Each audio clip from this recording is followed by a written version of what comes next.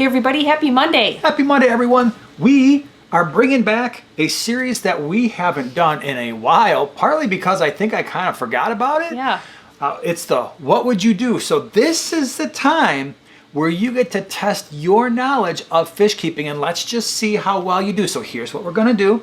We're going to give you 3 scenarios. Not 1, not 2, but 3 different scenarios, 3 different setups. Something has gone wrong. You're going to try to figure out what it is, and I will tell you what we intended the answer to be after each scenario. So you might have to pause it, think about it for a minute, like, all right, this is what I think is the problem, and then you can hit play, and you'll be like, oh, that's what he said. Okay, that's what I had. I'm so smart about fish. And we're going to do that 3 times. Are you ready? You got your little thinking brains on? Get your notebook out. Let's see how well you do, because you can, in the comments section below, you're going to be able to brag like, oh yeah, I got all 3 of them right. It was awesome. Okay, so you're going to give me the scenario. That's right. Let's do this. Everybody ready? All right. All right, scenario number 1. We have a 75-gallon planted tank. 78 degrees, pH, GH, KH are all acceptable for your current fish.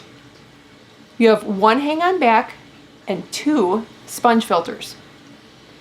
There is 0 ammonia and 0 nitrite. Nitrate is 27 parts per million. Are you ready for the stocking? Okay, so far everything appears normal, right? We got normal water parameters. We've got filtration that's been running. This tank's been up and running for a while. It's a planted tank. Okay, stocking. Here we go. Here we go. You have 12 cory cats, 12 black neons, 6 guppies, 4 angels, 3 small Chinese algae eaters, and 6 hatchet fish. Okay. Okay, now here's your issue. My issue. This is the problem. The problem. You begin to notice missing scales and discoloration on the angel fish. What went wrong?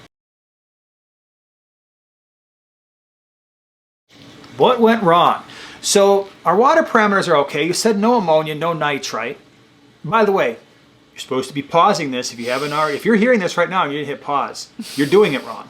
Okay, so no ammonia, no nitrite, which means we don't have any burning issues going on. Planted tank, filtration's up and running at 78 degrees. We're okay there. The stocking options are a little interesting. Not so much in the, so you got cory cats, you've got black neon tetras, guppies, angels. It's like, all right, well, maybe at some point the angels might get a little nippy with the guppies, but for right now, I don't think that's the issue, because the angel fish have missing scales or patches on the scaling, not the fins. Right. Hatchet fish just basically stay at the top of the tank. They're fairly unaggressive, but we do have something that stands out, and that is the Chinese algae eaters. Chinese algae eaters are wonderful, but they can become somewhat aggressive, and if they take a liking to, let's say, the mucus secretions of fish, that's a pretty tough habit to get them to break. So my answer would be that the Chinese algae eaters are probably attacking the angelfish and taking a little bit of a mucus lunch, if you will. Yeah, mucus noon lunch sort of thing, 11sies. No. And that's what's happening to the angelfish. So if you said that, that's pretty awesome. I think we're on the same page. All right, are you ready for scenario number 2? I'm ready. All right. You have a 55-gallon planted tank. It has some nice spiderwood and dragonstone. It also has sand. You have 2 sponge filters, and it's running at 77 degrees. The ammonia and nitrite are both at 0, and nitrates are less than 20 parts per million. You've had this tank running for about 3 months, and the only maintenance that you've done so far is topping up the water to the top of the tank, right? The stocking you have in this tank are 10 coolie loaches and 10 platies. That's it, huh? Yeah, that's it. That's all you have. Are you ready for your issue? Ready for the issue. All right. The fish are doing great, but the water has been cloudy from the start.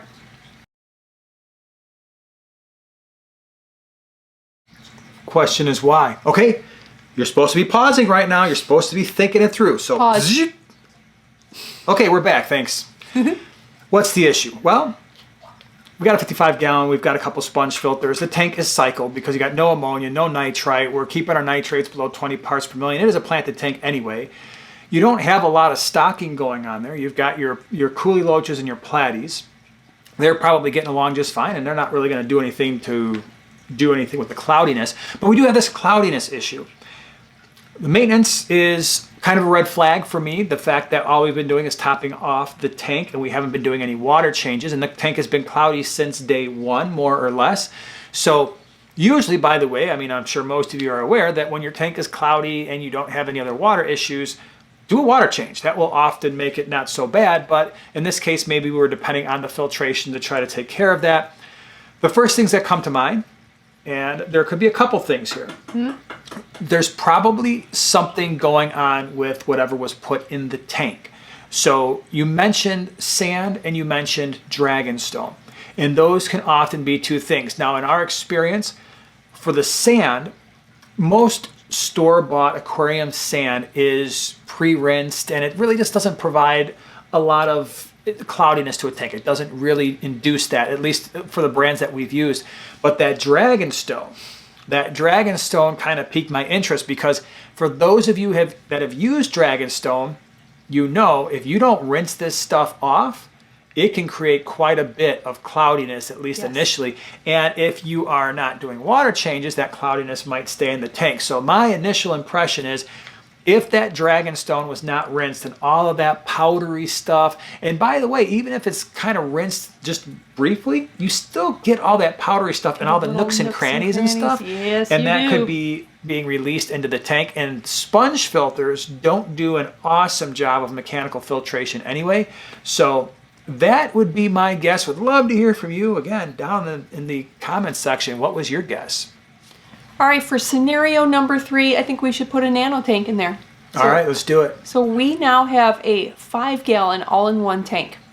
All right, we have 78 degrees. Can we back up one second? Sure. An all-in-one tank means that basically everything that you need is in the tank. So the filtration is there. It's got the media. It's got the pump. A light came with it. We added a heater. All that stuff. So it's all there already in the tank. Okay. Okay.